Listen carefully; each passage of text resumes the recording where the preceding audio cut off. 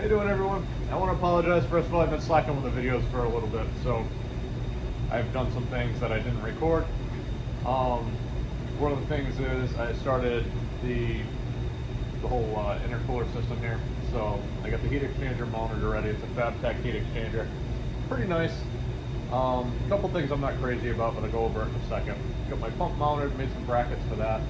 So today I'm going to be finishing off the install because that's basically all I did. So I have to run the hoses from the heat exchanger to the tank. I have an underhood ice tank, and then I'll run it down here. I'll show you like a quick thing I do to save some money so you don't have to spend crazy money on AM lines and stuff like that. Still have it look pretty nice. So basically what I did here is, this is how it comes. You have to drill this bumper support for this heat exchanger. I'm not crazy about how it mounts because this is literally, it has one of these on each side, these little bands, and you bolt it to that, and it was just really flimsy. I don't understand like why you would want a daily driver and just have to rely on these two aluminum tabs that are eventually going to crack from the thing flexing so much. So what I did was, up under here, I made these little brackets, so they kind of hug the heat exchanger on both sides. They're rubber insulated. You can't see any of this anyway, that's why I didn't bother trimming it or anything. And then the bracket I also had shoot over here, and it actually holds the pump steady too. The pump's just a straight shot right on the bottom of the heat exchanger. I angled it so it kind of goes straight up, so it'll keep the hoses as straight as I can get it. When you buy this, it comes with two straight fittings, so this one worked out pretty good. This one, I'm going to put a 90 on so I can follow the same direction. So other than that, that'll give it like the straightest shot you can get, and you don't have to worry about any kinks in the hoses or anything like that, because I'm going to just use some 3/4 inch, just regular, hose you can pick up from any auto parts store. So this really firmed it up, like you can really like pull on this thing. You don't have to worry about it wiggling and eventually cracking these brackets. I mean, if you didn't do this, it's probably not going to go anywhere anyway because the bumper does hang under it, but I just didn't want to break these and have the thing floating inside my bumper, you know what I mean? So other than that, I have been doing little things here and there. I haven't done anything crazy that you guys missed out on. I kind of got set back a little bit because I actually had to pull the transmission out of the car because I kind of got screwed on the transmission. I don't know if I said it in one of the earlier videos, but the entire tail housing had no bearings, seals, anything in it, so I had to pull the tail housing off. I ended up putting all the bearings and the seals in it, put it back together, got it in the car, got it all back together, filled it with fluid, and then over like the last couple weeks it's been like a puddle on the ground. So the front seal where the trans cases meet, the halves meet, that ended up leaking too. So I ended up having to take the transmission completely out of the car, tear the transmission down, and just resealed all the cases, made sure everything was in there that should be, because somebody was obviously in there, put it back together, put it back in the car. So that kind of sucked, but it really wasn't that big of a deal to take the transmission out. It just sucked that I already had, the exhaust on and the drive shaft and all that crap that I had to take back out. So I don't like doing things twice. But anyway, it's in the past. So today we're gonna just finish up the rest of the cooling system for this, and hopefully get it to the point where we can put some coolant on it, make sure there's no leaks, and that should wrap it up.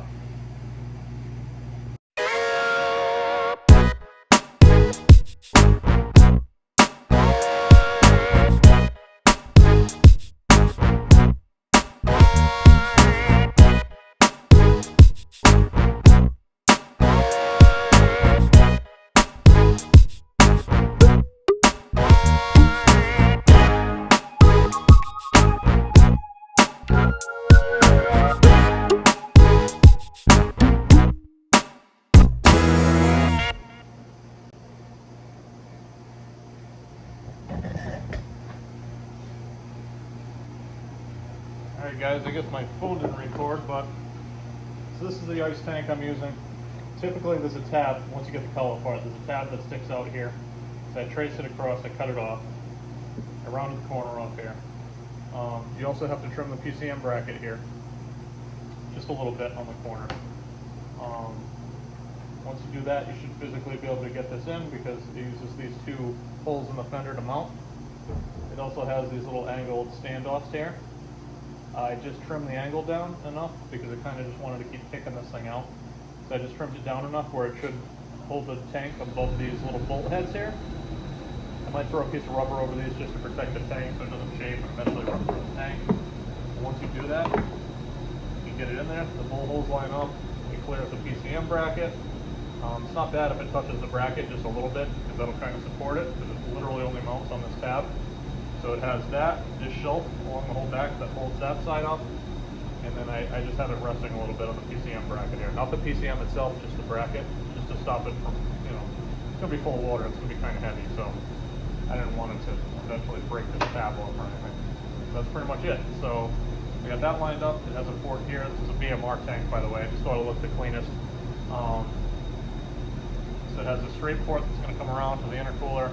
It has a port here. I'm going to throw a 90 on. That's going to go to my pump. This is per BMR's instruction for it. This is for a drain valve. If you go to the track, you want to fill it with ice and everything, so there'll be a valve on there. They didn't ship me a valve with it, so I'll have to pick one up. So I'm just going to throw a pipe plug in it for now, probably. So I live in it's going to be a daily driver. I live in a state where it gets really cold, so it's going to be full of coolant anyway. So I probably honestly won't put a valve on it.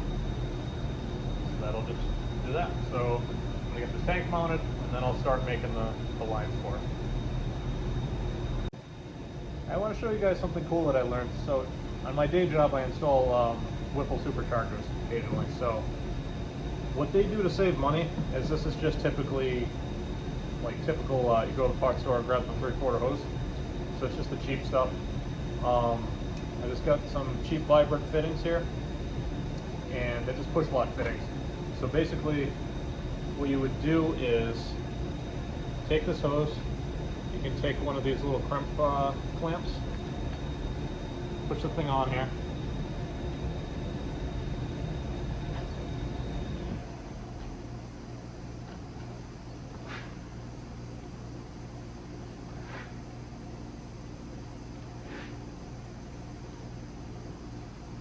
usually I'll spray that down with brake clean first, which is a little trick to make it go on a lot easier, but for some reason I didn't think of it. So get that on there all the way. Then you can crimp this thing down.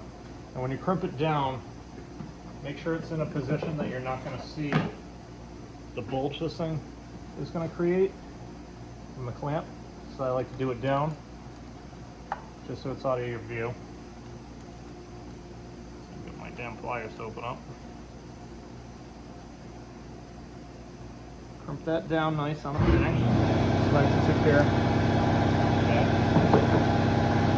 Then what you're going to do, this is a power braid, like a wire loom you can get.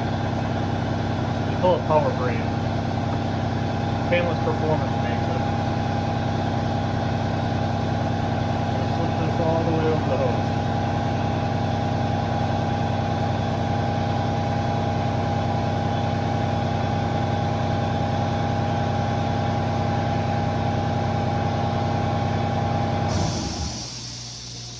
Sorry about my air compressor running. I probably should have shut that off.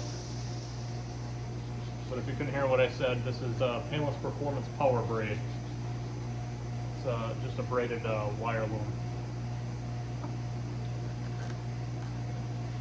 You just run that all the way down over the hose until it covers that clamp you just put on.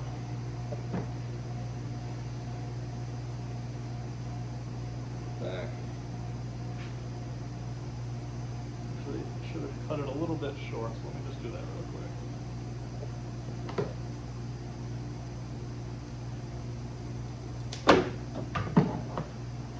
Okay.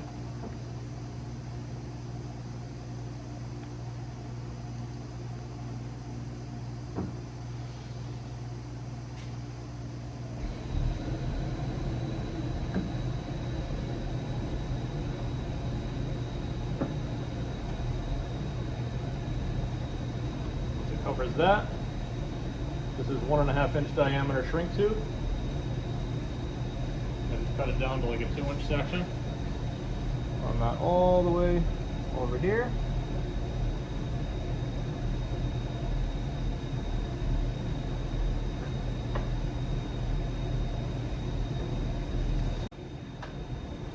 Then you're gonna grab your sketchy Harbor Freight heat gun. Seriously, this thing's dangerous. Don't leave them unattended.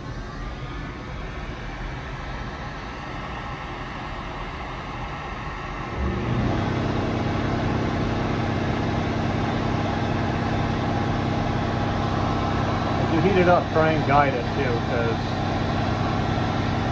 it doesn't always shrink the way you want it to. And make sure you can move it around to get where you want it.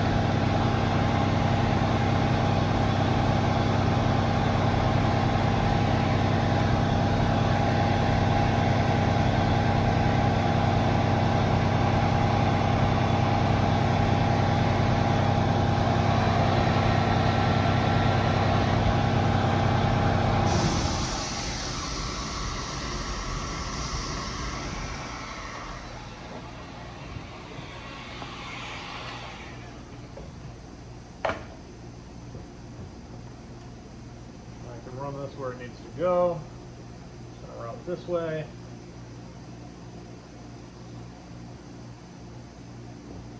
Try and do this without fraying the braid. Just need to run it under this to put the other fitting in it. Kind of tight over here.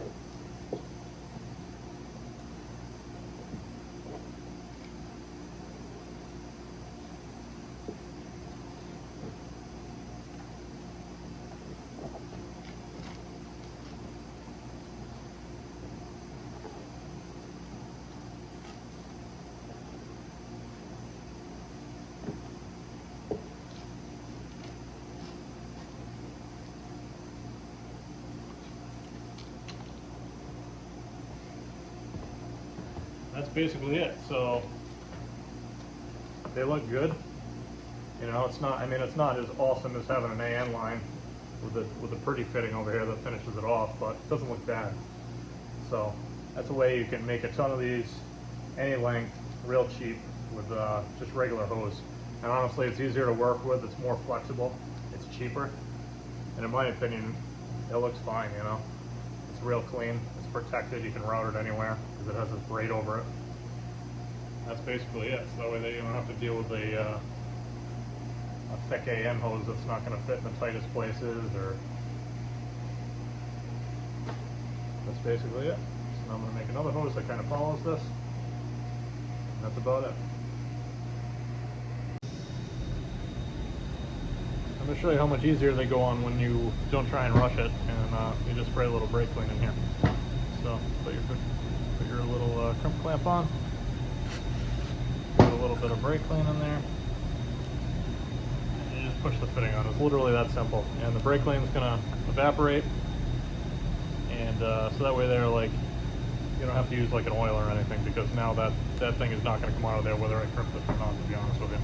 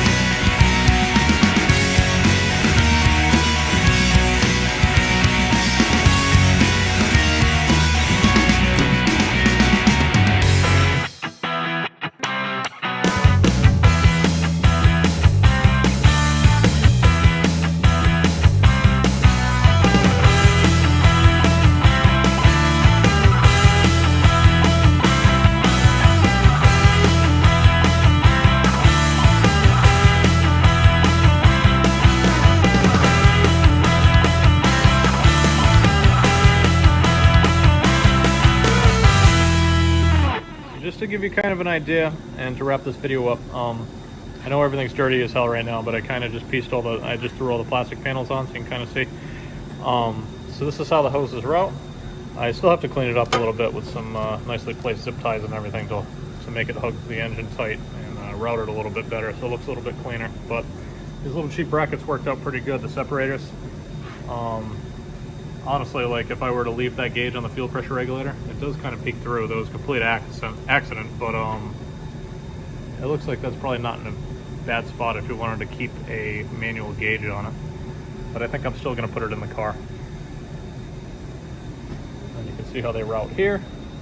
They go down to the heat exchanger and the pump. I got to put some clamps on it still, but they route nice that way. Pretty much a straight shot up, no kinks in the hoses or anything, which is what you want. I forgot to order that fitting, it looks like, so that's the only thing I'm waiting on before I can put coolant in it, is that and throw a couple hose clamps on the pump and the heat exchanger. And this is the BMR tank. It sits in there really nicely, clears the strut tower. It also comes with this handle, so that's how it looks like when it sits. And you get this handle for leverage so you can take the cap off. But I'm pretty happy with everything turned out. Like I said, this power braid over just regular hose and some push connect fittings. They work really well. I have some adapters here that adapt it to the stock CL1 lid. So everything is 3/4 inch hose and dash 12 fittings. And that's pretty much it.